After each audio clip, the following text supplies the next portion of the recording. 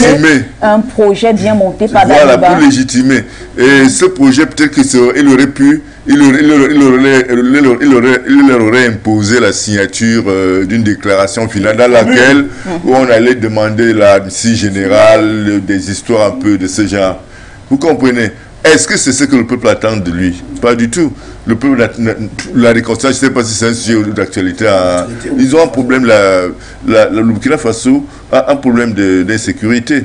Et l'autre a voulu balader les anciens chefs d'État sur un terrain que beaucoup n'ont pas apprécié. Et ce sont des acteurs politiques, ils ont comme dit des acteurs politiques majeurs. Ils maîtrisent assez bien ce qu'ils font. Ils ne posent pas des actes inconséquents, ils posent des actes calculés. Et ils savent où leur mènent leurs actes. Il ne perdons pas de vue que M. Blaise Compaoré, il a été condamné sur la mandature de M. Roch-Kaboré. Voilà. Et comment vous imaginez? Or, les autres n'ont pas pu toucher à ces dossiers. Il y en a plusieurs qui n'ont pas touché à ces dossiers auparavant. Comment vous voulez donc qu'ils viennent cautionner, qu'ils viennent se désavouer, qu'ils viennent se contredire? Il ne fallait pas compter sur lui. L'inviter même, il fallait faire ces choses-là sans l'inviter. Donc, certainement, depuis qu'il a reçu l'invitation, il était en train de réfléchir sur ce qu'il avait de le faire pour ne pas y assister. Il est parti pour la première fois. Hein. Il a répondu à la première invitation. Mais là, la deuxième invitation avec l'arrivée de M. Blaise Compaoré. Et du coup, le problème c'est que M. Kodo, ça fait rire. Lors de la première rencontre, le peuple n'est pas descendu pour le bloquer chez lui. C'est le moment où la deuxième rencontre avec pour dire que même cette population-là qui était dans son domicile, cette population peut être poussée que non. Gars, je ne peux pas dire ouvertement que je ne me rends pas. Si vous venez me bloquer, question d'apprécier aussi son aura politique. Aussi qu'il a aussi des sympathisants qui a sa cause. On va s'intéresser aussi à ce que disent ce matin certains internautes qui nous suivent sur les plateformes en ligne, notamment à Ousmane Ben qui pense que les Burkinabés ne doivent pas tomber dans le jeu de négociations, de réconciliation qui sont devenues la rhétorique et la méthode machiavélique de la France et pour berner les Africains et les traîner dans l'asservissement comme ils l'ont fait aux Ivoiriens pour les bombarder après aujourd'hui. Alors, une question en ce qui concerne Abdoul Ndam. Il y a cet internaute qui vous pose une question et dit comment parler de grâce présidentielle. C'est inacceptable, inaudible. Selon elle, tous les Burkinabés et surtout le peuple panafricain, si cela s'avérait à être possible, peuvent se lever. Et là, je voulais dire que monsieur le président de la transition burkinabé pouvait se servir de l'affaire Blaise Compaoré pour se légitimer davantage. En faisant quoi? En mettant en exécution une décision de justice qui a été prise. Ouais. Je vous assure, s'il orchestre l'arrestation de M. Blaise Compaoré, je vous assure, il devait avoir une sympathie populaire à une autre pareille. Mais il a mal utilisé cette affaire. Je vous dis, si ce président de transition, de par ses coudées franches, permettait à ce que la décision de justice soit effective, notamment l'arrestation de M. Blaise Compaoré, et son retour au Burkina Faso et son incarcération, je vous assure, ce temps devait avoir une sympathie, pas seulement pour le peuple burkinabé, mais pour toute l'Afrique entière. Vous savez pourquoi? On veut des hommes charismatiques. Et la réconciliation du peuple burkinabé, je le dis, je le réitère, ils ont un contentieux historique. Et vous êtes d'accord avec cet internaute qui croit qu'une grâce présidentielle, si elle venait à être prononcée à l'endroit de Blaise Compaoré, causerait non seulement un soulèvement populaire qui ne va pas seulement se limiter au niveau du Burkina Faso, mais de toute la famille panafricaine? Attention, ce que je dis, il devait instrumentaliser la grâce présidentielle pour se légitimer en faisant quoi? D'abord, qu'il soit d'abord arrêté, incarcéré, 1 an ou 2 ans après l'élection, que le président de la République puisse utiliser de ses moyens constitutionnels pour élargir l'homme. Le problème d'abord, c'est que M. Blaise Compaoré soit incarcéré d'abord. Après cela, on verra que non, il y a début de volonté de justice. Et à partir de là, donc, le président de la République, il a le levier constitutionnel sur lequel il peut s'appuyer d'abord pour élargir l'homme. Mais comment élargir quelqu'un qui n'a pas été condamné, qui n'a pas été emprisonné? Il faudrait qu'il soit emprisonné. Parce que le simple fait de voir M. Blaise Compaoré en prison va apaiser davantage. C'est ça aussi la réconciliation. Si vraiment l'initiative était la réconciliation, voilà la démarche qu'il fallait opérer. Mais ce n'aurait pas aussi été une manière de piéger Blaise Compaoré? Compaoré, c'est-à-dire le convoquer pour une réunion concernant les Madame, je vous laisse pas finir. Et l'arrêter après, dès sa descente d'avion. Il est au service de qui? Il est au service du peuple. Il est au service des intérêts et des attentes du peuple. Comment vous dites ça? C'est la volonté du peuple qu'il aurait pu, cet acte aurait pu le grandir. Puisqu'en se rendant au Burkina Faso, Blaise Compaoré devait s'y rendre en sachant qu'il vient de prendre part à une réunion, mais pas pour une arrestation, puisqu'on sait qu'il a refusé de comparaître devant le tribunal militaire qu'il avait convoqué à Ouagadougou dans l'affaire Thomas Sankara. Je dis donc le deal, cet accord-là, qu'il arrive et reparte, est en train plutôt d'envenimer la situation. Le deal aurait été que il signe le deal que pour de la symbolique et appeler le cœur des Ivoiriens, des Burkinabés, que dès qu'il arrive, il atterrit, il descend, les hommes anti-nous, encore la justice, plus c'est de l'homme, on puisse l'arrêter au niveau de l'aéroport. Là au moins, vous savez quel coup ça devait avoir? On devait mettre ça à la tête de qui? À la tête de M. le Président. Et il devait gagner la sympathie populaire. Il aurait posé un acte fort, selon vous. Et c'est cet acte fort qu'on a besoin. Et maintenant, plus tard... Et puis cet acte allait démontrer qu'il a des coups de franc dans la gestion du pouvoir. Mais là, on est convaincu qu'il y a un donneur d'ordre. Il était un exécutant. Il exécute des ordres venus d'ailleurs, des gens cachés dans l'ombre. Donc, il n'est pas au service du peuple ivoirien. Il est au service du peuple burkinabé. Il est au service de certaines forces de l'ombre qui, en fait, lui dictent même la tenue de cette réunion. C'est pas son initiative, certainement. Tout a été mis en place, il ne maîtrise rien. Il est juste une marionnette. Il y a des gens qui tirent des ficelles et qui lui font faire ce qu'ils veulent en fonction de leurs propres intérêts, c'est tout. Je vous dis, si la démarche, je suis en train de vous expliquer, on ne refuse pas de la faire du deal. Mais je me dis, tiens, si M. Blaise Compaoré arrive, il atterrit, et qu'on arrête cet homme au niveau de l'aéroport, vous savez quel coup de franc, quelle image, quel coup ça devait donner, quel éclat. Et on peut mettre ça à la tête de qui? À la tête de M. le Président de transition. Et il devait davantage gagner la sympathie. Et à partir de là, plus tard, peut revenir sur un discours que, bon, voilà, je veux la réconciliation du peuple burkinabé. Mais avant de réconcilier, il fallait qu'on puisse résoudre un problème historique. C'est-à-dire respecter les décisions de justice. Comme je suis en train de faire, de veiller à ce que les décisions de justice soient respectées. Et comme nous sommes en train de migrer pour la réforme de notre État, il serait souhaitable que, même si nos anciens frères qui ont eu à pour les actes condamnables, il est important qu'on puisse les élargir afin qu'on puisse repartir sur une nouvelle base.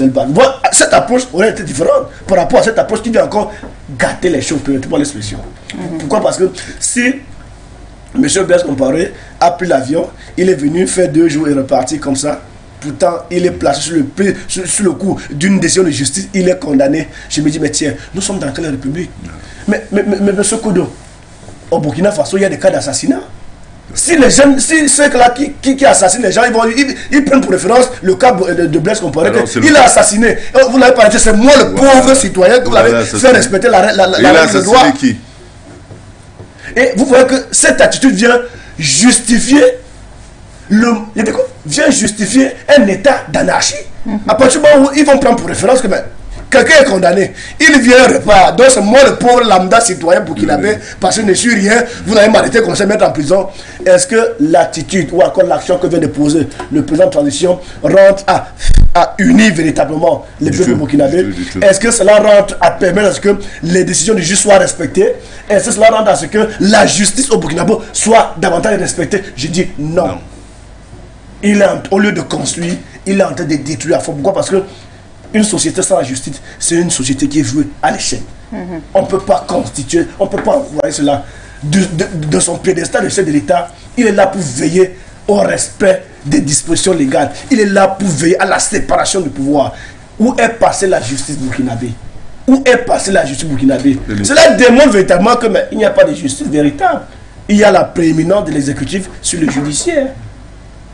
Cela démontre clairement aux yeux du monde que c'est le judiciaire, c'est l'exécutif qui dit la loi au niveau judiciaire. Si oui, quelqu'un est condamné par contumace, il y a un mandat d'arrêt qui est mis contre lui. Il arrive au pays et il repart. Mais expliquez-moi ça, moi je ne comprends plus rien.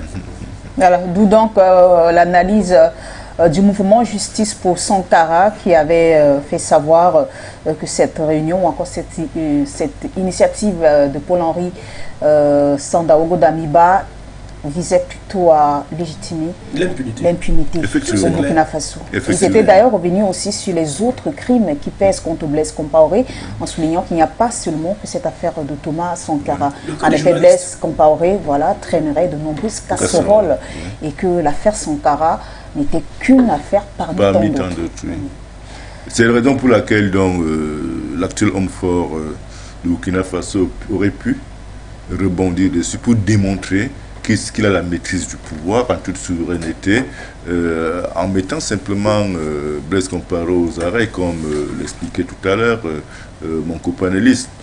Moi, ma foi, même si ce n'était pas pour le mettre aux arrêts pour 2 ans, il faut le mettre aux arrêts comme prévoit suivant la condamnation. Il faut quand même. Il est condamné à perpétuité. Il est condamné à perpétuité. Qu'on le mette qu'on l'enferme, qu'on le jette en prison à perpétuité, qu'il a assuré sa perpétuité. C'est ça la réconciliation.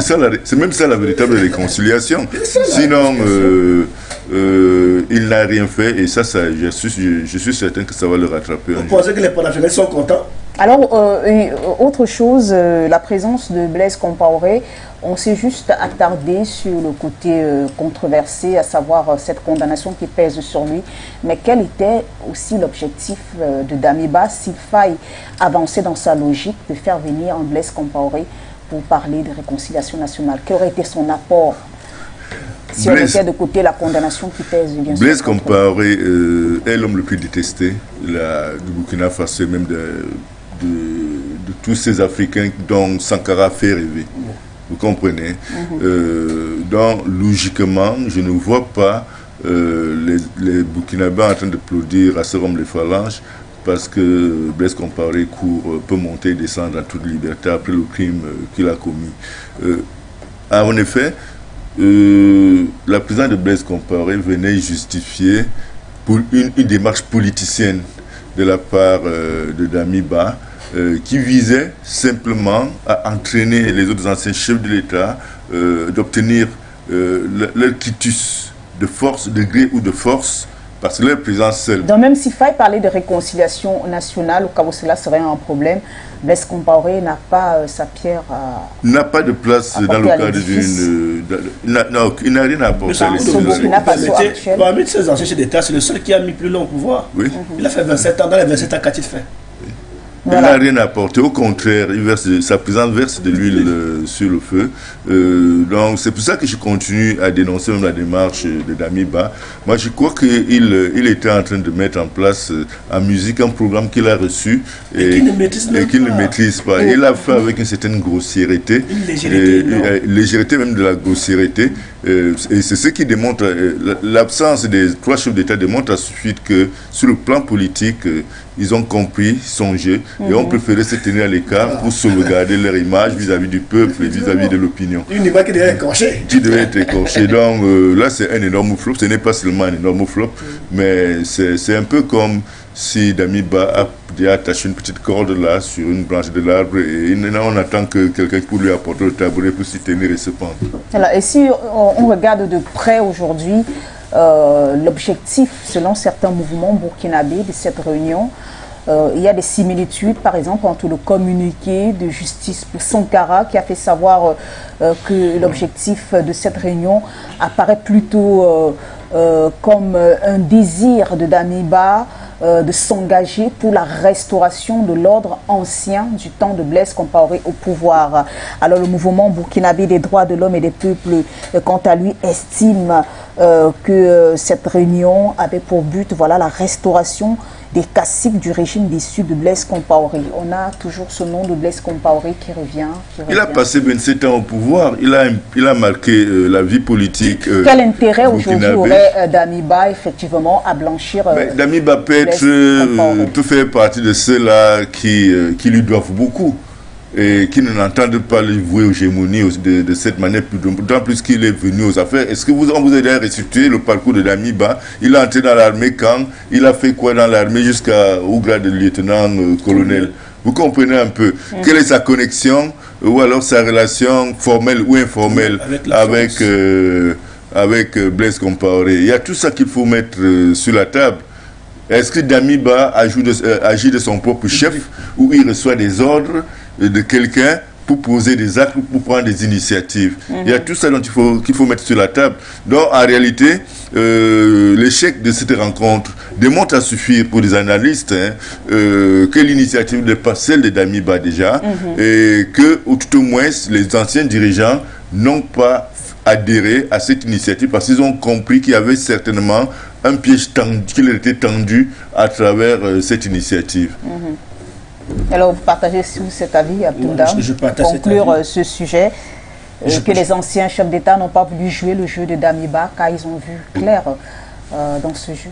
Je voulais démontrer clairement que les acteurs politiques du Burkina Faso étaient très, très stratégiques. Parce que moi, pour la question, et s'ils étaient des irresponsables, ils ne s'assumeraient pas. Il vous a dit non, en tant que politologue, ils s'assument. Pourquoi? Parce que M. Blaise Compaoré semble se poser comme le problème au Burkina Faso. Ça veut dire que quelqu'un, si on associe son image auprès de cet homme, vous vous discréditez davantage. Or, pour ce qui est de M. Roch-Kaboré, il vient d'être déchu au pouvoir. Nul n'était sa relation ou encore l'influence de la CEDEAO, c'est qu'aujourd'hui il est aux arrêts. L'une des conditions préalables, c'était qu'il soit libéré. Ça veut dire qu'aujourd'hui, il travaille, même s'il n'a plus l'intention de venir au pouvoir, mais le simple fait de circuler en toute liberté au Burkina Faso, c'est très important. Et pour le faire, il faut pour des actes forts qui vont gagner la sympathie populaire. Et je crois qu'il a commencé à le faire. Il a commencé à le faire. Pour les autres chefs d'État, ce sont les papas, ils sont vieux, ils n'ont rien à perdre. Sinon, ils veulent se reposer tranquillement. Et pour se reposer tranquillement, il ne faudrait pas qu'ils associent leur image dans la bêtise. Vous voyez qu'ils sont responsables dans les actions. Qu'ils n'ont pas accepté d'être utilisés comme des pantins dans le petit plan bien monté de Les autres chefs d'État sont assez vieux. Ils veulent filer leur vie tranquillement. Aller associer son image pour faire l'objet de la raillerie populaire, il préfère s'abstenir. Et avoir des arguments que vraiment ma santé... C'était plutôt des démarches, c'était la ruse en fait. C'est la ruse. La démarche de monsieur le président de transition est une mauvaise démarche. S'il fallait même inviter les chefs d'État, ça devait arriver en dernier ressort. Il doit aller au contact du peuple. Voilà. Il doit aller au contact du peuple. C'est pour ça que je dis que le cas Mali, c'est un cas d'école que les pays africains doivent copier. Assimi Goïta, il a compris le peuple et il n'est pas au nom du peuple. Voilà. Et vous nous permettez par cette conclusion, Abdounda, d'aborder aussi le deuxième sujet de ce matin. On parle de cette tentative de coup d'État, un coup d'État qui aurait été déjoué du côté du Mali. Nous préférons utiliser le conditionnel car jusqu'ici, il faut signaler que l'information n'a pas encore été rendue officielle par les autorités maliennes, mais sur les réseaux sociaux, cela se dit et se répète en boucle. Des militaires ivoiriens auraient été conduits à l'école de la gendarmerie par minibus. Alors, une tentative de coup d'État, vous le disiez au début de cette émission, si cela s'avérait être vrai, que ce ne serait pas une surprise dans le contexte Mali actuel. Oui. Et là, je fais le parallèle avec le cas burkinabé. Vous êtes d'accord avec moi que toutes les conditions sont d'être réunies davantage pour qu'il y ait coup d'État encore au Burkina Faso? Vous savez pourquoi? Le peuple est en déphasage avec la tête de l'État. Je dis bien le peuple est en déphasage, il est coupé de l'audition de l'État. Donc ne soyez pas surpris qu'il a les germes d'un potentiel coup d'État est en construction encore au Burkina Faso. Mais le coup d'État au Burkina Faso pourrait venir plutôt du peuple et non contrairement au Mali. De l'extérieur. Contrairement au Mali, vous savez pourquoi ça échoue? Parce que aucune armée mondiale, fut-elle puissante, ne peut être puissante s'il n'a pas de renseignement. C'est le renseignement qui fait la force du Mali. Et qui sont ceux qui font le renseignement? Le peuple. Le peuple est en osmose avec la transition. Voilà pourquoi, en termes de veille, de sentinelle, il véhicule les informations suspectes et permet à ce que les forces armées maliennes anticipent les choses. Vous croyez que l'armée détient toutes les informations nécessaires? C'est le peuple qui renseigne l'armée. Or, au cas du Burkina Faso, il est en train de se couper avec la population pour dire, autre grille d'analyse, c'est que j'avais dit ici que la levée des sanctions de la CEDEAO contre le Mali, c'est une bonne nouvelle, mais il faut faire très attention. Pourquoi? Parce que ça risquerait de venir de l'extérieur. Et à moins que l'information ne soit pas confirmée, vous êtes en train de dire que ceux-là seraient des hommes maintenus venant de l'autre côté, venant d'autres pays, de la Côte d'Ivoire. Et je crois que si tel est le cas, il faut faire très attention. La Côte d'Ivoire joue pour qui? Ça joue pour qui? Et vous voyez donc que la Côte d'Ivoire devient un pays aujourd'hui en Afrique de l'Ouest très dangereux pour la stabilité de certains pays africains. Vous voyez donc le lien entre Ouattara et le président de transition burkinabé. Tout a été orchestré pour que le criminel arrive et repart. Il repart en toute tranquillité. Aujourd'hui, si aujourd'hui c'est confirmé que ceux qui ont voulu commettre le coup d'État au Mali seraient des militaires ivoiriens, c'est aussi ça. Ça nous réconforte dans notre position qu'il faut faire davantage attention avec la Côte d'Ivoire. Et ça, c'est normal que ce genre d'attitude arrive. Pourtant, aujourd'hui, l'Afrique a besoin d'être unie. Il faudrait un paradigme nouveau. Le paradigme nouveau, c'est quoi? L'autonomisation véritable de l'Afrique. Et pour que l'Afrique puisse s'autonomiser, je l'ai l'habitude de dire qu'on n'a pas des arguments de puissance nécessaires. Les arguments de puissance que l'Afrique dispose aussi, c'est deux éléments. Nos ressources naturelles et notre peuple. À partir du moment où on va travailler pour nous diviser davantage, vous avez quel pouvoir pour agir sur la scène internationale?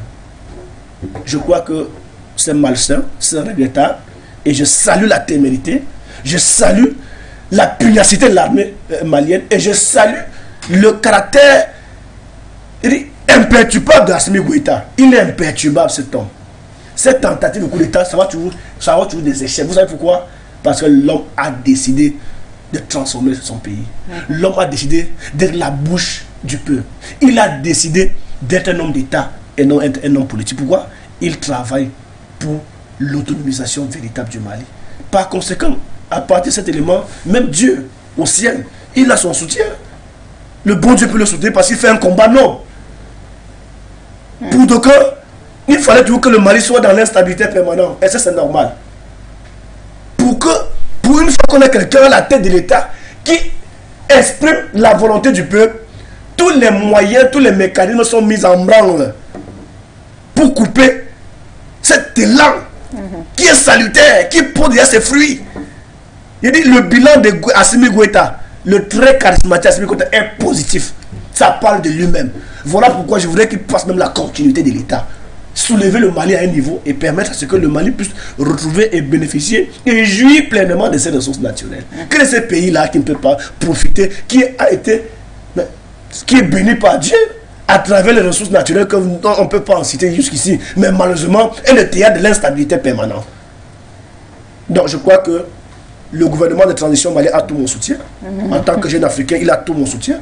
Monsieur Assimi Goïta a mon soutien 1000 fois. Le premier ministre malien, il a mon soutien 1000 fois. Le ministre de la Relation extérieure a mon soutien 1000 fois. L'armée malienne a mon soutien et le peuple malien a mon soutien. Je dis et je réitère, Dieu est avec M. Assimi Goïta, Dieu est avec le peuple malien. Tous ceux qui vont orchestrer la chute de cet élan visible seront sanctionnés par la divinité, ils seront sanctionnés par le peuple africain. Et ce militaire-là, s'il savait que ça soit les militaires ivoiriens, il faudrait qu'ils soient punis à la dernière énergie. Alors, Claver Kodo, tentative présumée de coup d'État du côté du Mali. Si cela s'avérait vrai, selon Abdoul Ndam, au Burkina Faso, vu les démarches entreprises déjà par le président de la transition, on ne serait pas surpris que le peuple se soulève une fois de plus pour lui demander de libérer le plancher. Mais du côté du Mali, si coup d'État, on venait à avoir, si l'information venait à être confirmée, cela aussi, selon lui, ne serait pas surprenant, mais ce ne serait surtout pas un coup d'État qui a des ressources internes, mais plutôt externes. Alors, qui en voudrait au colonel Assimi Goïta? Michel, c'est une question qui pourrait en vouloir au colonel Assimi Goïta. Je crois que nous tous, nous avons suivi une audio d'un échange entre Ouattara et l'ancien premier ministre malien il y a quelques mois. Quand à l'analyse de cet audio, c'était clair que... Bobo Cissé, faites allusion à Bobo Cissé. Exactement. À l'analyse de cet audio, il était clair, c'était un échange téléphonique, il était clair que Ouattara est dangereusement impliqué dans les velléités de déstabilisation du Mali. Parce que c'est des ordres qu'il donnait à son interlocuteur, c'était des informations qu'il prenait auprès de son interlocuteur et c'est des assurances qu'il donnait à son interlocuteur. Malheureusement, sa démarche n'a pas pu prospérer et elle a été mise à nu au grand jour, ce qui aujourd'hui ne l'a pas empêché de poursuivre, de rester dans cette logique. Comme je l'ai dit et je le répète toujours, les problèmes de l'Afrique francophone sont certes des problèmes endogènes, mais le chaos que nous enregistrons dans nos États est un chaos relève de la théorie du diable. C'est un chaos qui est mis en place et qui profite à l'ancienne puissance néocolonialiste qui est la France. Donc, il ne faut pas se poser la question de savoir en pareille circonstance à qui profite le crime. Nous savons qui commandite le crime et à qui le crime profite.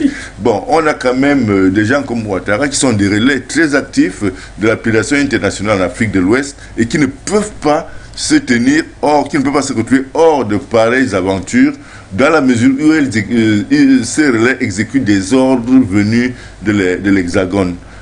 Et l'Hexagone n'agit pas seul. La France n'est que le loup dominant d'une meute. C'est toute l'Union européenne, c'est tous les pays de l'Europe occidentale qui profitent du pillage des ressources naturelles et même humaines africaines, parce que les ressources humaines permettent à l'Europe occidentale de repeupler, parce que la population est vieillissante, extrêmement vieillissante. C'est les jeunes enfants qui vont se risquer dans la Méditerranée, qui vont faire des enfants là-bas. Peut-être ça, vous négligez cet aspect, mais c'est une réalité.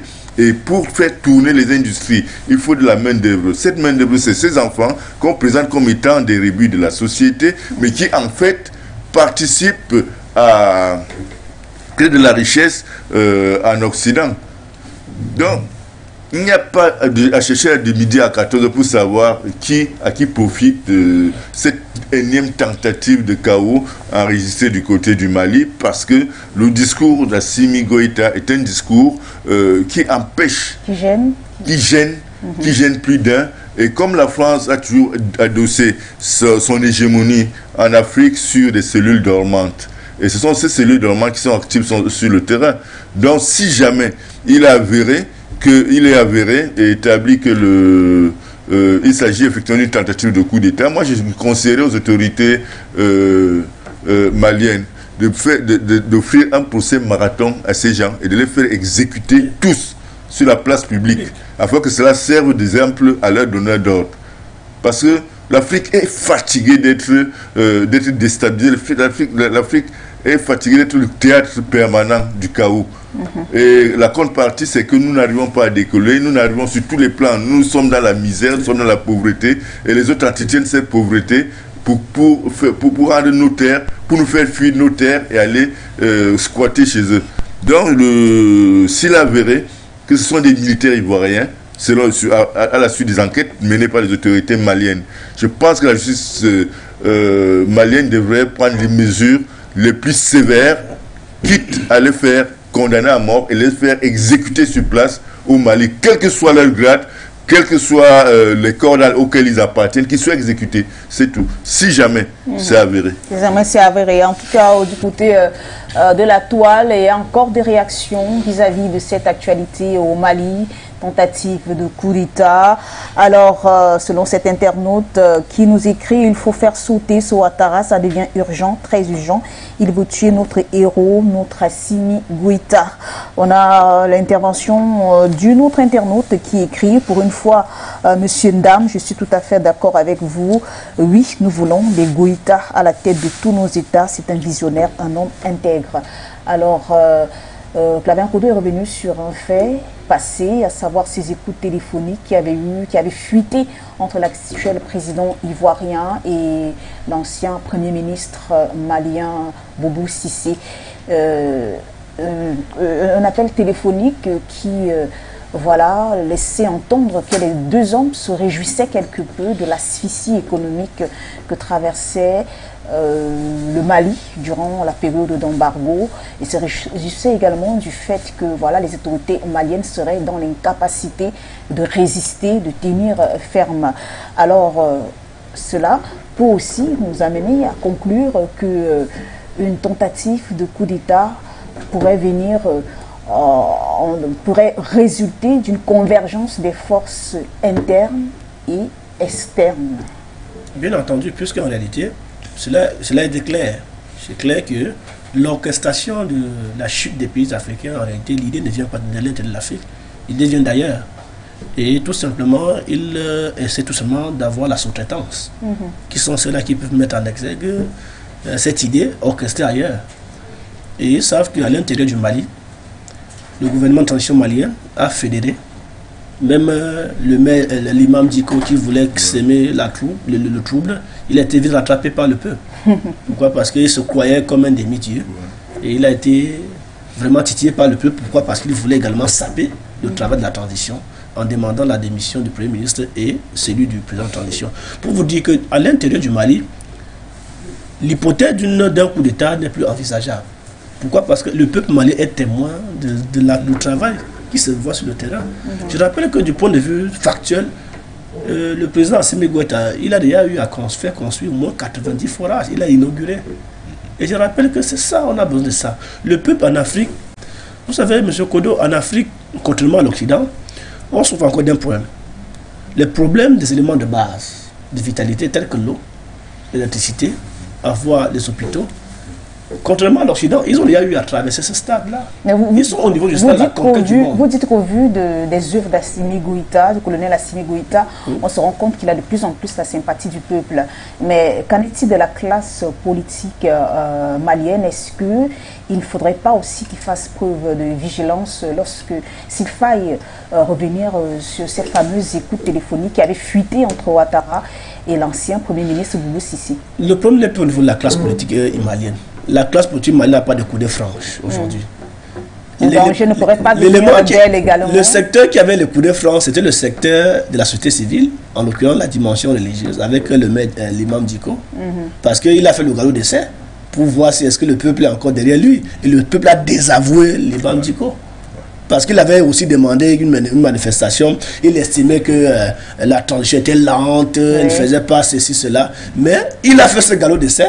Il a constaté que non, le peuple n'est plus avec lui. Le peuple avec la réalisation du terrain. Et Assimi Goïta, il est en train de faire du concret. Puisqu'en réalité, les officiers de l'extérieur voient qu'en réalité, pour passer, le coup d'État ne peut plus être plausible à l'intérieur, il faudrait que ça passe à côté. Ouais. Maintenant, quel est le pays le plus favorable à accepter ce deal? Le Sénégal? Je ne crois pas. C'est forcément la Côte d'Ivoire. Et on sait qu'à l'intérieur de la Côte d'Ivoire, M. Ouattara traîne des casseroles dans son pays. Si M. Baba était élargi avec M. Blé Goudé, qui est responsable de 3000 morts en Côte d'Ivoire? Voilà. Qui? Puisque quoi qu'il en soit, la responsabilité sera établie. Si on a élargi Babou et Blé Goudé, qui sont donc les responsables? Deuxième élément, ne perdons pas de vue que M. Ouattara joue un rôle important pour ce qui est du Burkina Faso. C'est que il se croit comme... Je me dis, mais il est le président de deux pays. Il est le président à la fois de la Côte d'Ivoire et le président du Burkina Faso.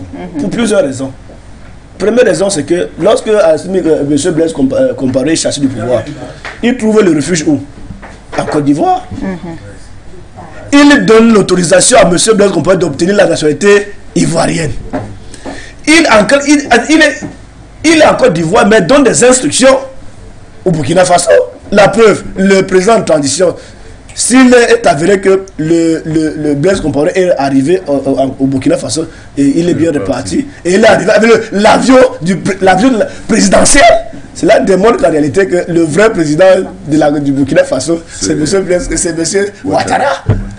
Donc il est le président à la même temps du Burkina Faso et en même temps de la Côte d'Ivoire, d'où son rôle dans la France-Afrique. Aujourd'hui, le chef de l'État, où vraiment sa responsabilité est très poussée pour établir, maintenir encore ce cordon ombilical, ce lien entre la France et l'Afrique, c'est vraiment la Côte d'Ivoire, c'est M. Ouattara. Donc je crois que quel est ce terrain fertile pour permettre à ce qu'on puisse orchestrer le coup d'État de l'extérieur pour venir attaquer le Mali? Ça ne peut qu'être... Mais le danger ne viendrait-il pas aussi, ne pourrait-il pas aussi venir quand je parle de l'extérieur, pas seulement de la sous-région Afrique de l'Ouest, mais des autres puissances? C'est ce que j'ai dit, que c'est pensé ailleurs, en Occident, puisqu'à l'intérieur du Mali, on peut trouver des personnes qui peuvent... Hormis l'Afrique de l'Ouest, est-ce que le danger ne pourrait pas venir de l'Occident, pour être clair? Je parle de l'Occident, que l'idée de la déstabilisation de l'Afrique vient de l'Occident, mais trouve la sous-traitance en Afrique. Et comme ce n'est plus possible à l'intérieur du Mali, quel est le pays frontalier favorable à ce genre de sale besoin? Jouer le jeu. La Côte d'Ivoire. La Côte d'Ivoire, selon vous. Alors, on va passer à autre chose. On va respirer un peu avec de la culture. Mais avant que vous ne le traversez, il est important de le dire.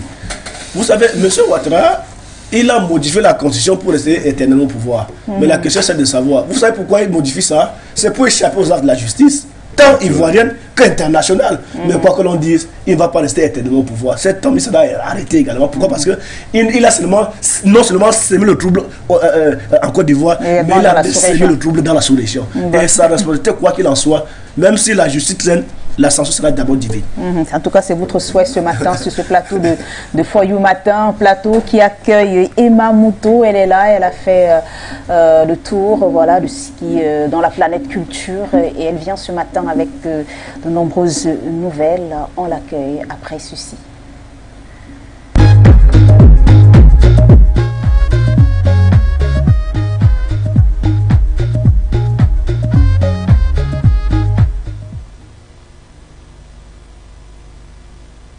Vous êtes des nôtres ce matin et vous souhaitez nous en dire plus sur un drôle d'événement qui a eu lieu du côté de la Côte d'Ivoire, un événement baptisé drôle.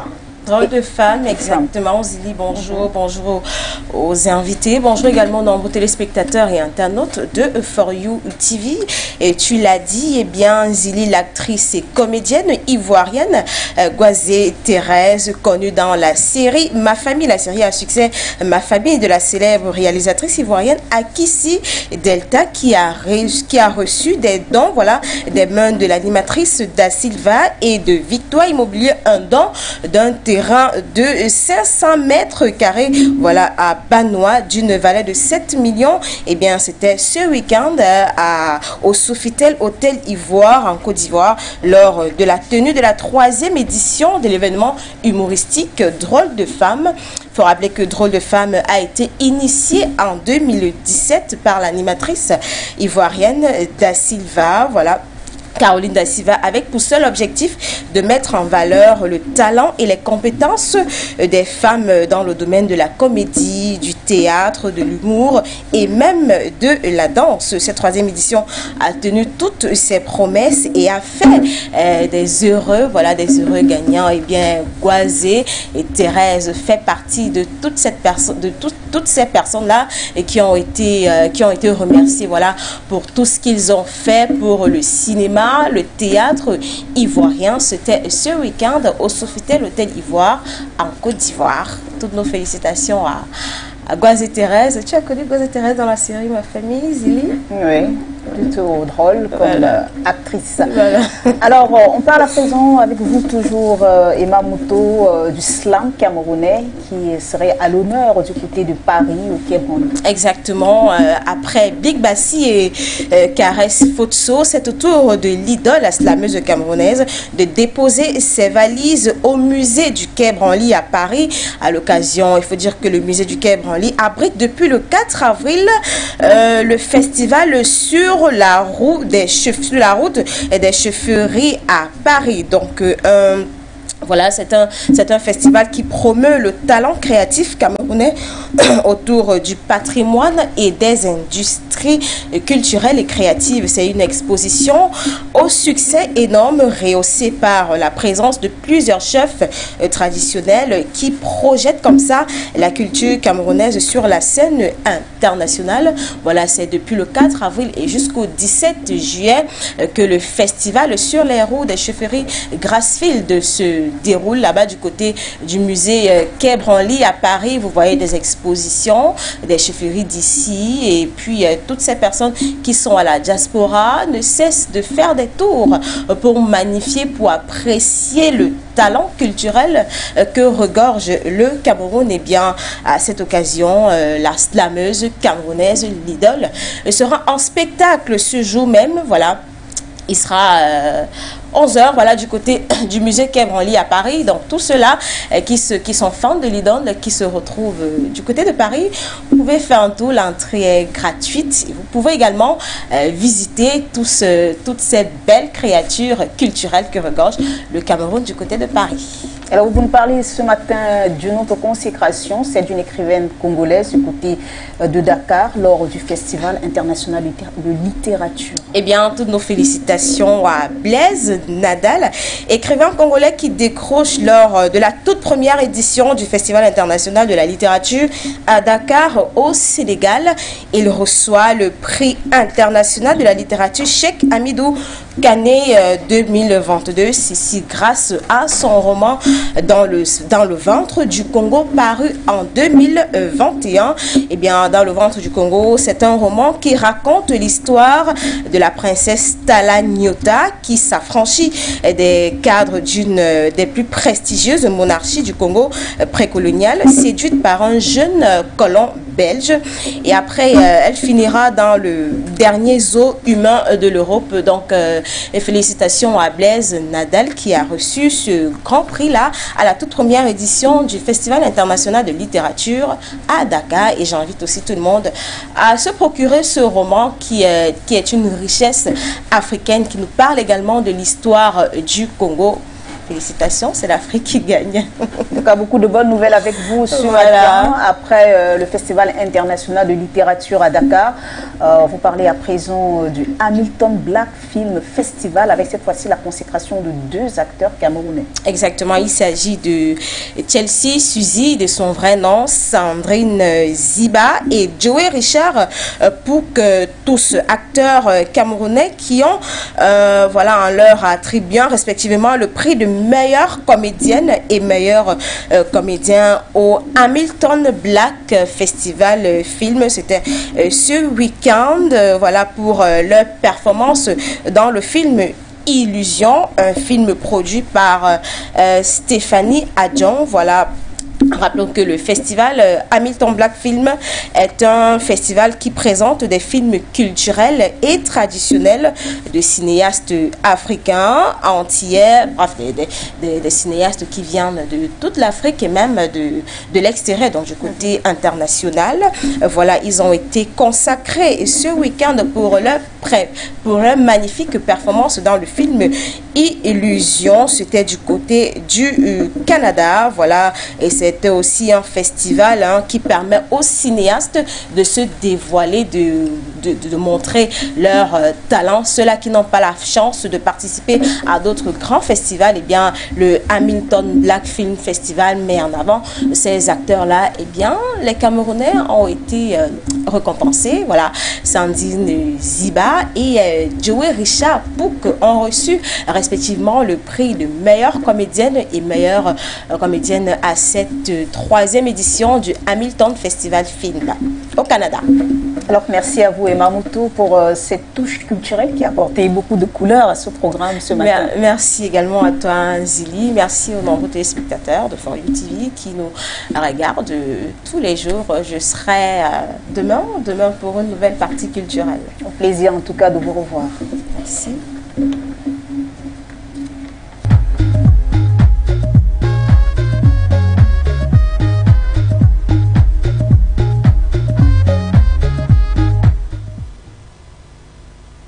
Bon, on retourne donc sur ce plateau pour clore ces 2 sujets, ces sujets qui nous ont permis de nous intéresser à ce qui se passe du côté de l'Afrique de l'Ouest, notamment au Burkina Faso et au Mali. On commence par vous, Flavien Kodo, votre mot de fin.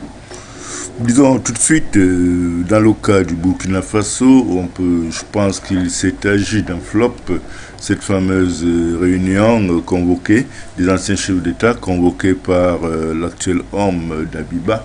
Ce fut un flop dans la mesure où, comme on l'a évoqué tout à l'heure, il a voulu se servir de la présence de ces éminences pour légitimer sans doute un agenda caché qu'il portait, mais je pense... Et dont il ne serait pas l'initiateur, selon et surtout, dont il ne serait pas l'initiateur.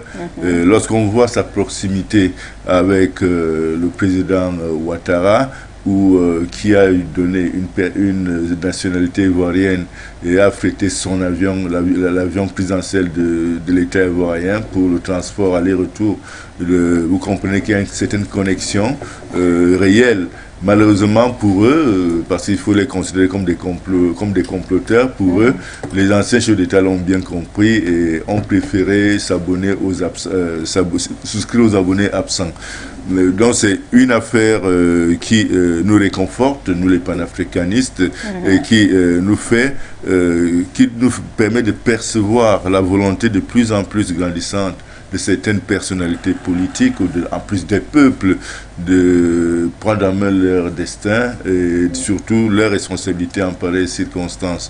Donc je pense que il faudrait que Damiba en tire toutes les leçons et surtout les conséquences. Parce que là, il est certain qu'il ne sert pas les intérêts du peuple burkinabé ni du Burkina Faso. Il est davantage au service d'un agenda caché dont lui seul connaît les leviers. Et ça, cette fois-ci, il a été pratiquement mis à découvert au peuple burkinabé, de la société civile d'ailleurs, les organisations de la société civile de ce côté-là ont déjà pris le relais, ont beaucoup réagi et je pense qu'elles vont tirer aussi, elles vont prendre leurs responsabilités pour la suite de ce côté-là. Bon, s'agissant du coup d'État manqué, on peut, de la tentative ou alors de l'arrestation de présumés auteurs d'un coup d'État d'origine ivoirienne au Mali, si jamais les faits sont avérés, je pense que cela voudrait tout simplement dire que l'ennemi, les ennemis de l'émancipation des peuples des pays africains sont pas forcément, sont généralement nos voisins qui exécutent les ordres qu'ils reçoivent de l'extérieur. Donc, il revient maintenant aux autorités maliennes de prendre, non seulement les autorités maliennes, même le peuple malien, de continuer à faire preuve d'extrême vigilance pour justement éviter que leur rêve actuel, qui est d'ailleurs le rêve de toute l'Afrique, qui pense souveraineté, de l'Afrique souveraine, puisse être brisé à travers une action de ce genre. Donc il faudrait vraiment il faudrait impérativement que les autorités maliennes et les autorités et le peuple malien redoublent de vigilance pour faire front contre ce genre de tentatives et surtout que ces autorités prennent toutes les mesures possibles pour que cela ne se répète plus et que cela, si jamais c'est avéré, que cela serve de leçon à tous ceux qui tenteront de courir ce type d'aventure dans l'avenir. Tenter de courir ce genre par exemple, en les faisant condamner à mort et les faire exécuter pour que les gens n'aient plus, que Ouattara ou n'importe qui n'ait plus, si jamais c'est avéré, n'ait plus des idées, la moindre idée de tenter de mener ce type d'action sur le territoire africain, quel que soit le pays. Donc je pense que, pour conclure, je crois qu'il faut, je me permets de présenter mes félicitations au peuple malien et aux dirigeants de ce pays-là, de ce grand pays-là. Donc j'aime souvent me plaire à rappeler que le Mali, c'est un peuple qui a une grande histoire en partage.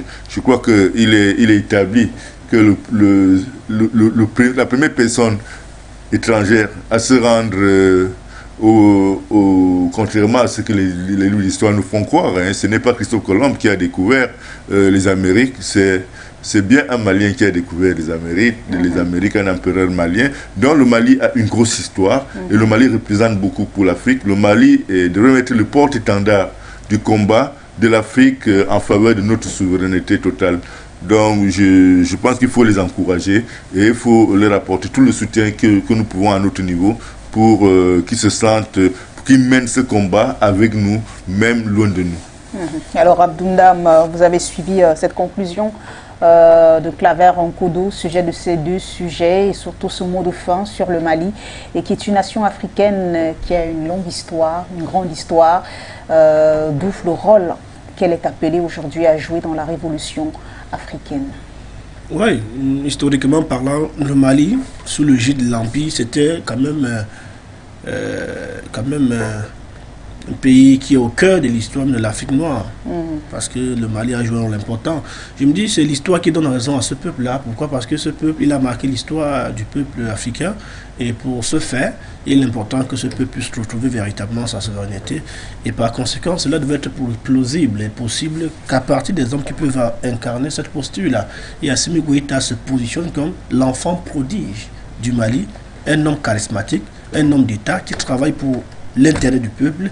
Et je crois qu'il a la bénédiction, pas seulement du peuple, mais la bénédiction des ancêtres et même de Dieu. Pourquoi? Parce que cet homme, il mène un travail que ses prédécesseurs ont eu à mener, mais n'ont pas eu la chance de terminer ce travail. Il s'inscrit dans la perspective de parachever ce travail-là. Et je crois que en 2022, des personnes comme le Assimi Goïta, on les compte du bout de doigt. Je me dis toujours que le cas Assimi Goïta est un cas d'école que la plupart des leaders africains devaient copier. Je crois que du côté du Sénégal, quelqu'un comme Ousmane Sonko, il s'inspire de Assimi Goïta. C'est ça la jeunesse africaine. C'est cette jeunesse-là qui sera capable de dire non quand il faut dire non. Vous l'assimilez en tout cas, vous l'assimilez pour conclure à un Sankara des temps modernes. Oui, c'est un Sankara des temps modernes. C'est Mohamed Kadhafi, même si Kadhafi, quand même, on saluait sa capacité d'être tenace et perspicace. Mais Assimi Goïta, il a cette touche particulière. Il parle peu, mais il agit beaucoup. C'est quelqu'un qu'on doit encourager. Il a, vous savez, le meilleur soutien, ce n'est pas forcément le soutien militaire. Hein. Le meilleur soutien, c'est le soutien moral. À partir du moment où vous sentez que vous êtes soutenu moralement, vous pouvez déplacer tous les montants qu'il faut. Et en tant que modeste africain, monsieur le Président, vous avez mon soutien. Je suis un jeune Africain. Je suis fier de ce que vous êtes. Je suis fier de ce que vous faites pour le peuple malien. Parce que la libération de l'Afrique passera aussi par là. Si le Mali est en train de réussir comme l'avait réussi, ça veut dire que d'autres pays africains peuvent oser. Le cas de la République centrafricaine, le cas de la Guinée-Conakry avec Doumbia, qui au départ avait une trajectoire bizarre. Mais aujourd'hui, il s'est ravisé qu'il doit travailler pour l'intérêt du peuple. Et il s'est rangé du côté d'Assimi Goïta. Voilà les leaders africains qu'on a besoin. Assimi Goïta, Doumbia et le président Touadéra et les autres chefs d'État, en l'occurrence Paul Biya, qui sont des grands chefs d'État qui travaillent pour la libération de l'Afrique. Je crois que c'est important de le dire. Maintenant, pour ce qui est du deuxième sujet, de la tentative, le premier sujet, notamment le cas de ce qui se passe au Burkina Faso, je crois que le président de transition, quelqu'un disait, le roman est un miroir que l'on prend le long de la rue. Ça veut dire qu'en réalité, au Burkina Faso, il voit les réalités. Il a intérêt à s'arranger. S'il ne s'arrange pas, il sera bouté par le peuple. La censure de l'histoire, en tout cas. Merci à vous, Claver Kodou et Abdoul Dam, d'avoir honoré à ce rendez-vous. Merci également à vous, fidèles téléspectateurs, de nous avoir suivis de bout en bout. Nous espérons que vous avez été édifiés, enrichis par les différents commentaires et analyses de nos invités ce lundi. Nous vous quittons. Au plaisir, bien sûr, de vous retrouver demain à la même heure, à la même chaîne, pour une autre édition de For You Matin.